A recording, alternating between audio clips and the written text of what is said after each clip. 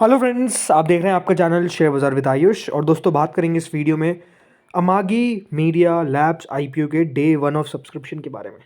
आज पहला दिन था दोस्तों, और पहला दिन किस तरीके का बीता इस आईपीओ का, इसको दोस्तों इस वीडियो में हम समझेंगे, जानेंगे किस तरीके का रिस्पॉन्स जो है वो मिलता हुआ देखने को मिला है इस आईपीओ में हर एक कैटेगरी की तरफ से पहले दिन के अंदर, और क्या ये इशू कुछ खास कर भी पाएगा। तो इस कंपनी के बारे में भी हम थोड़ी बहुत बात करेंगे, तो आप लोग देखिएगा वीडियो को पूरा ज़रूर। लेकिन उससे पहले, अगर आपने दोस्तों अभी तक चैनल को सब्सक्राइब नहीं किया और फर्स्ट टाइम विजिट किया, तो सबसे पहले ज़रूर आप लोग चैनल को सब्सक्राइब कर लीजिएगा। तो दोस्तों, अमागी मीडिया लैब, जैसा मैंने कहा, आईपीओ का पहला दिन कंप्लीट हो चुका है। अब याद रखिएगा, इसके 2 और दिन बचे हुए हैं, 14th and 16th of Jain, right. तो 14 तारीख और 16 तारीख याद रखिएगा, वो 2 दिन है जब ये आपको और खुला रहता हुआ देखने को मिलेगा। 15 तारीख को याद रखिएगा मार्केट का holiday due to BMC elections. दोस्तों, ₹5 की फेस वैल्यू है, 361 का प्राइस बैंड है, 41 शेयर्स का लॉट साइज है, यानी अगर आप एक लॉट रिटर्न लगा दे तो 41 शेयर आपको कुल मिलाकर मिलेंगे। Fresh issue plus offer for sale, याद रखिए दोनों का कॉम्बिनेशन ही आईपीओ, जिसमें कुल मिलाकर 1789 करोड़ का आईपीओ है, जिसमें 816 करोड़ के आसपास का फ्रेश इशू है, तो बाकी 973 करोड़ के आसपास का ओएफएस आपको देखने को मिल जाता है, यानी ऑफर फॉर सेल है। बाकी जो बड़ा पोर्शन है वो, ये बात ध्यान रखिए, ओएफएस का है, राइट। तो ज़्यादा पैसों का ओएफएस है, कम पैसों का फ्रेश इशू है, बट हाँ, डिफरेंस ऐसा नहीं है कि बहुत बड़ा है, छोटा सा डिफरेंस है। दोस्तों, इस आईपीओ में रिटेल में एक लॉट अगर आप लगाते हैं तो 41 शेयर्स आपको होता है, उसके लिए आपको 14,801 रुपीज़ पे करने पड़ेंगे। याद रखिएगा, रिटेल में आप मैक्सिमम 13 लॉट्स तक अप्लाई कर सकते हैं, कुल मिलाकर 1,92,413 रुपीज़ आपको लगाने पड़ेंगे। हमेशा एक बात ध्यान रखिए, रिटेल में तभी आपको मोर देन सिंगल लॉट लगाना रहता है जब रिटेल कैटेगरी अंडर सब्सक्राइब है, मतलब पूरी नहीं भर पाई है। पूरी नहीं भर पाई, इसका मतलब क्या हुआ? इसका मतलब ये है कि दोस्तों, अगर आप रिटेल में ज़्यादा लॉट भी लगाएंगे तो फिर आपको अलॉटमेंट लग जाएगा, और अलॉटमेंट तो पहले कन्फर्म ही रहता है, प्लस ज़्यादा लॉट भी मिल जाएंगे। लेकिन मान लीजिए रिटेल कैटेगरी इस आईपीओ में सब्सक्राइब हो जाती है बाय 5 टाइम्स फॉर एग्जाम्पल, और मैं फिर दोस्तों 5 लॉट लगा रहा हूँ, या फिर मान लीजिए सीधा 13 लॉट ही लगा देता हूँ, तो क्या मुझे पहली बात तो कंफर्म लॉट मिलेगा? क्योंकि 5 गुना से ज़्यादा 13 मैंने ज़्यादा लॉट लगाए, बिल्कुल भी नहीं मिलेगा पहली बात। ये बात ध्यान रखिए, रिटेल में अलॉटमेंट मिलता है लॉटरी बेसिस पे, तो अगर आप 13 लॉट लगाएं या फिर जो एक लॉट लगाए, आप दोनों की पॉसिबिलिटी ऑफ अलॉटमेंट आना वो सिमिलर है, वो एक ही है। प्लस 13 लॉट का आपको अलॉटमेंट मिलेगा ही नहीं, सिर्फ एक लॉट का अलॉटमेंट मिलेगा, इस बात का भी आपको ध्यान रखना है।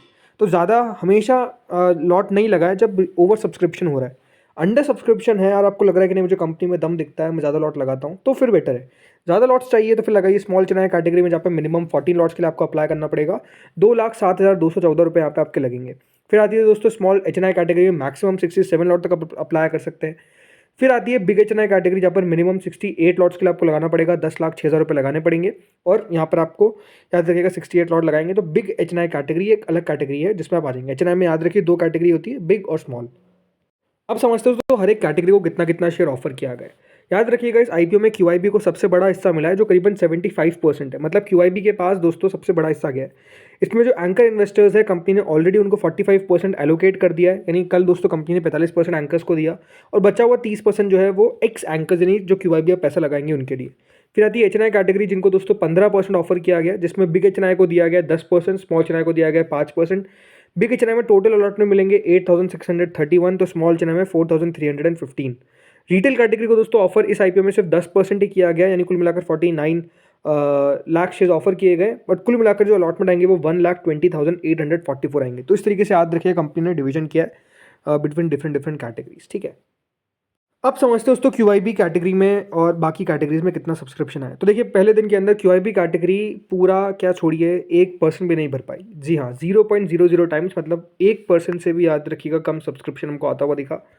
कुल मिलाकर आप देखिए 1,48,00,000 शेयर ऑफर किए गए, बट ओनली 1,148 शेयर्स के लिए बिड आया, जो कितना होता है, जो होता है 0.041 करोड़। मतलब आप समझिए कि कितना कम पैसा हमको आता हुआ देखने को मिला है, मोटा मोटी 4 लाख रुपए आता हुआ दिखा है।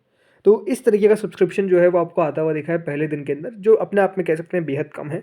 बट ये कोई नई बात नहीं है, क्योंकि बहुत बार दोस्तों पहले दूसरे दिन अप्लाई नहीं करती है, आखिरी दिन अप्लाई करती है। आज हमने देखा ही बीसीसीएल में हुआ क्या, तो वो हमेशा एक बात ध्यान रखिए रहता है।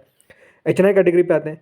एचएनआई कैटेगरी भी ऐसा नहीं कि कोई खास भरपाई पहले दिन के अंदर, सिर्फ 4% याद रखिएगा एचएनआई पोर्शन भरा है। 74 लाख शेयर से हमने सिर्फ 3 लाख शेयर्स के लिए बिड डाला, जो लगभग 11 करोड़ रुपए होता है। इसमें जो बिग एचएनआई कैटेगरी है वो तो 3% भरी, स्मॉल एचएनआई कैटेगरी 7% भरी। बिग एचएनआई कैटेगरी की तरफ से 4 करोड़ आए, स्मॉल एचएनआई की तरफ से 6 करोड़ आए, यानी मोटा मोटी कह सकते हैं कि इनकी तरफ से भी रिस्पॉन्स जो था वो अपने आप में बहुत ही कम देखने को मिला। अगली कैटेगरी पे आते हैं। अगली कैटेगरी है रिटेल की। रिटेल पोर्शन दोस्तों पहले दिन के अंदर 30% सब्सक्राइब होने में कामयाब हुआ, यानी रिटेल कैटेगरी भी अंडर सब्सक्राइब रह गई, आधा भी नहीं भर पाई।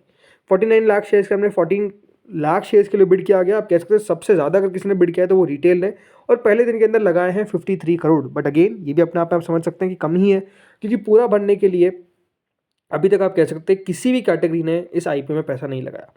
टोटल मिलाकर दोस्तों पहले दिन आप कह सकते हैं रिस्पॉन्स पुअर रहा। सिर्फ 7% आईपीओ को सब्सक्रिप्शन मिला, मतलब कंपनी को मात्र 64 करोड़ रुपए, 64 करोड़ रुपीस जो है वो आते हुए नजर आए हैं।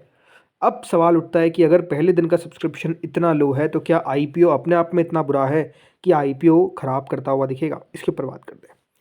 पहले दोस्तों अमागी मीडिया लैब्स को आपको समझना पड़ेगा कि कंपनी का कारोबार क्या है। दोस्तों ये बात ध्यान रखिए, अमागी मीडिया लैब्स एक मीडिया सास कंपनी है। जी हाँ, अमागी मीडिया लैब्स ऐसा नहीं कि आजकल की कंपनी, 18 साल पुरानी कंपनी है और software as a service provide करती है। ये प्रोवाइड करती है ग्लोबल मीडिया कंपनीज को क्लाउड नेटिव और end to end solutions, right. ये जैसे देखिए जो बिजनेस जो मीडिया हाउसेज होते हैं जिसमें लाइव प्रोडक्शन किस तरीके से होगा, राइट। इसके अलावा content preparation, distribution, monetisation, broadcasting और स्ट्रीमिंग इकोसिस्टम के अंदर ये सब चीज़ें जो है दोस्तों वो कंपनी प्रोवाइड करती है।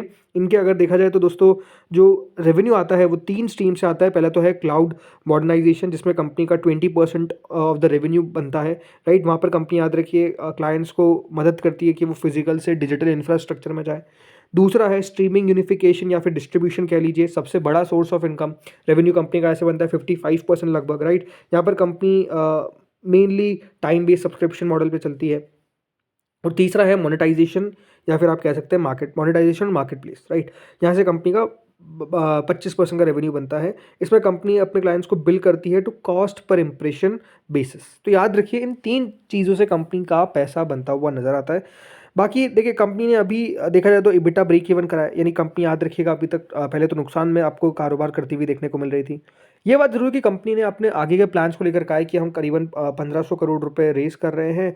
ये लार्ज इन्वेस्टमेंट कमिटमेंट है। इसमें कंपनी ने कहा है कि 850 करोड़ जो है वो कंपनी ने ओवरऑल बताया गया है, मतलब 1500 करोड़ रुपए टोटल अभी तक कंपनी ने याद रखिएगा उठाएं। उसमें 850 करोड़ कंपनी ने कहा है कि हमने निवेश कर रखा है, जिसमें 567 करोड़ करीबन कंपनी का कैश एंड इक्विवेलेंट्स के आसपास बचा हुआ है। तो इस तरीके से कंपनी ने बताया कि हम लगातार पैसा जो है वो कंपनी के ऊपर खर्च कर रहे हैं।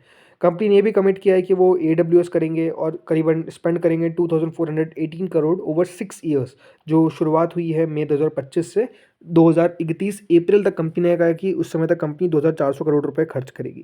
तो आप समझ सकते हैं कि कंपनी ने लगातार ये कोशिश की है। अब यहाँ पर एक इंटरेस्टिंग बात आपको बताता हूँ कि कंपनी का जो लास्ट फंडिंग राउंड हुआ था वो किया गया था लगभग दोस्तों 2022 नवंबर के अंदर। उसमें दोस्तों एक पीई फर्म थी जनरल अटलांटिक, उन्होंने निवेश किए थे 880 करोड़ फॉर 9% स्टेक, और वो जो किया गया था वो किया गया था at a price of 514 rupees पर शेयर। जी हाँ, 514 रुपये प्रति शेयर पे याद रखिएगा जनरल अटलांटिक ने उस समय कंपनी के शेयर्स खरीदे थे। 9% स्टेक जो थी वो खरीदी थी। और अब कंपनी अपना आईपीओ किस पे लेकर आ रही है? 361। उस समय आप कह सकते हैं कि क्योंकि कोविड था तो उस समय नो डाउट देखिए काफ़ी कंपनीज रेस कर रही थी और अच्छा खासे प्राइस पे रेस कर रही थी, तो वो उस समय हुआ। लेकिन एक बात आप समझिए 2022 से 2022 मतलब 2023 ही मान लीजिए, बट स्टिल अगर आप देखेंगे 2026 आ चुका है और कंपनी ने वैल्यूएशन को नीचे रखा है, तो ये अपने आप में आप कह सकते हैं थोड़ी सी इंटरेस्टिंग बात है। अब प्राइसिंग पे अगर हम चर्चा करते हैं तो दोस्तों कंपनी का अगर देखा जाए ईवी बिट्टा मल्टीपल पे तो लगभग 26 टाइम्स के मल्टीपल पे कंपनी अपना आईपीओ लेकर आ रही है।